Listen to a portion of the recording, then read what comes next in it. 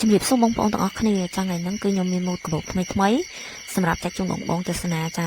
សម្រាប់ម៉ូតនេះដែរគឺស្អាតខ្លាំងណាស់ម៉ូតក្នុងឆ្នាំ2026ចាបងប្អូនមានអាស្ពាយគៀបឃ្លៀបមានអាយុដៃមានអាស្ពាយចំហៀងចាហើយសំខាន់គេមាន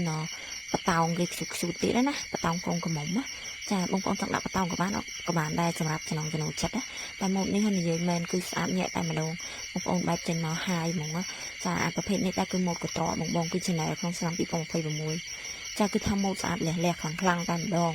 ចាមិនថាបងប្អូនចូលរួមកម្មវិធីឬក៏ដើរ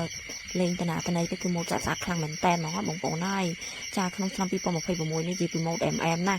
ឡូវយើងមកម៉ូតថ្មីមួយទៀតតែម៉ូតនេះដែរគឺយើងសម្រាប់ស្គីចាដើរលេងក៏បានអីក៏បានដែរបងហើយសំខាន់ណាសាច់គឺទុនភេទស្បែកកម្មញ៉ៃបងប្អូនចាគឺស្អាតខ្លាំងមែនតែហ្មងបងប្អូនមើលម៉ូតលេងណាពេញចិត្តមួយណាអាចទិញប្រើមួយនឹងបានណាបងប្អូនចាគឺម៉ូតស្អាតខ្លាំងទៅនេះតម្លៃនិងគុណភាពហ្មងណា5 1 1ហ្មងនិយាយពីថាបតោងវាមានបតោងបេះដូងជួនឲ្យពណ៌ភីងគេបងប្អូនហើយគឺស្អាតខ្លាំងតែម្ដង